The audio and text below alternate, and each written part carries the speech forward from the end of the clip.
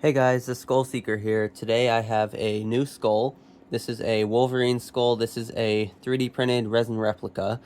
And I also have a new Eurasian lynx skull as well as a ring-tailed cat skull, both of which are 3D printed. However, I have not shown those off yet, but I need to at some point.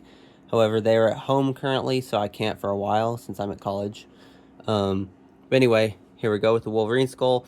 Now, it did have a misprint, as did the Eurasian lynx, which resulted in this whole chunk missing. Like it didn't print, so this whole chunk went missing essentially, didn't print at all. So I have used some air dry clay to fix it. Now, this isn't the final clay I'm going to use. This is just some like cosplay clay. It's not the best. I'm going to get some better air dry clay and remold this in much more detail to repair that missing chunk.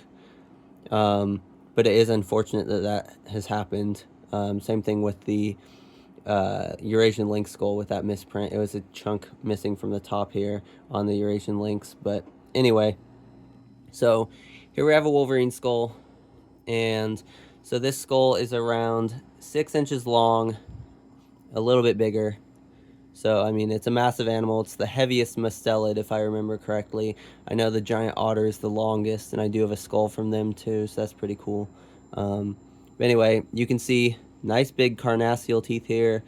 Those very powerful, they're very powerful teeth. They can crunch through a lot of things, bone and all that. So we have the incisors here, which are kind of large as well for shearing.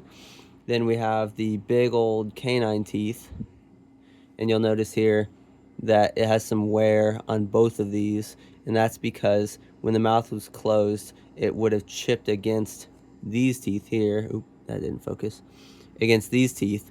So essentially, when this closes, it chips off a piece right here, which is interesting. But that's how a whole lot of animals work. Is their teeth just aren't perfect. So when they bite, at some point they can crack their own teeth or chip off pieces with their own other teeth.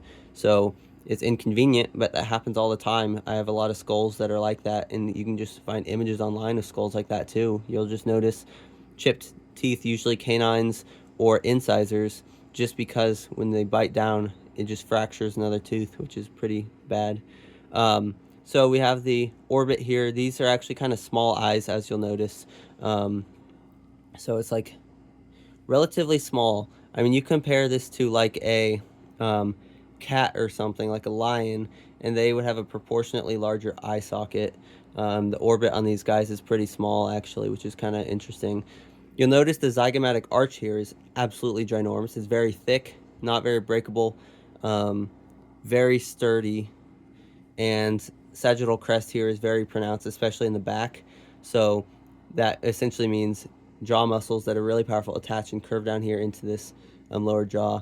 Now the bottom jaw is attached to the top jaw, so I cannot take it off and show you how the biting works or all that. But anyway, auditory bullae are relatively large. Obviously, there's some animals with much more much larger ones proportionately.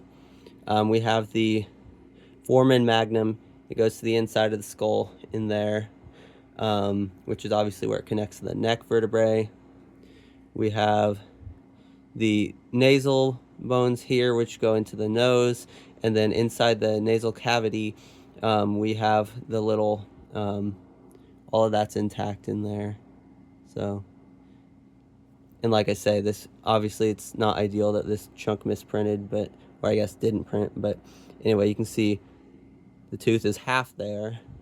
The interesting thing is the inside of the tooth actually is hollow, and that makes sense because this being based on an actual skull, you know, it's like an actual copy of a real Wolverine skull. So since it misprinted this chunk and it was essentially not there, the inside of this canine tooth was actually hollow, which is how it should be considering there's all the root and all that stuff and the inside cavity of a normal tooth. So that's cool, and it totally makes sense to see it. But we got the premolars, super tiny here, little back molar here, and they're always interesting on mustelids because their back molar is actually literally just coming out to the side here. Like it's like they got the carnassial, and then this one just goes out that way. It's like instead of going in a straight line, that one just shoots out to the side. And that's how it is on both of these back molars here. Yeah, very large skull, very powerful animal. Don't want to mess with one of these. Here's a back view. Like I say, big sagittal crest, strong jaw muscles. There's the top view, and you will notice that it looks a lot like the giant otter skull, only the giant otter has a lot thinner of a, I guess, the main piece of the skull itself, because like the skull is about the same width, but giant otters have a much narrower nasal cavity, but they have a bigger brain case than the Wolverine. But their skulls are about the same size. Honestly, the Wolverine might have a bigger skull than the giant otter. I'd have to compare once I get this one back with, like, back home with my giant otter skull. I'll have to do another comparison video, but they do look pretty similar. Like I say, this one actually, in terms of shape, more closely resembles the North American river otter, especially with the width here. Because, like I say, the giant otters are really thin. Like probably half of that, half of this, would be its thickness going across this part. So that is interesting. The shape of the skull, like the differences between them. But yeah. Then we have the front view, so you can see obviously a predator. We have the eyes here that are facing forward, so it has binocular vision. They're still at an angle kind of towards the side, so it wouldn't have as good of like vision for hunting as, for instance, humans whose eyes are straight in the front of the skull. But you can still see that it would have had some good overlap between vision on the side and vision in the front. So, yeah.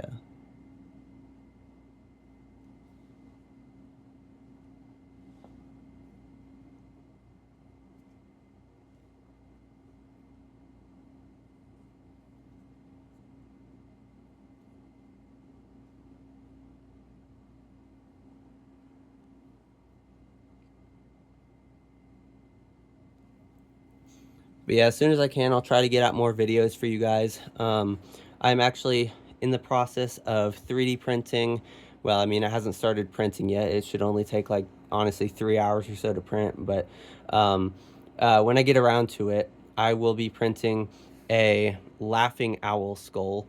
Now, this is a species of owl that is currently extinct, and I totally forget when it went extinct, but it was either the 18 or 1900s, so a fairly recent extinction.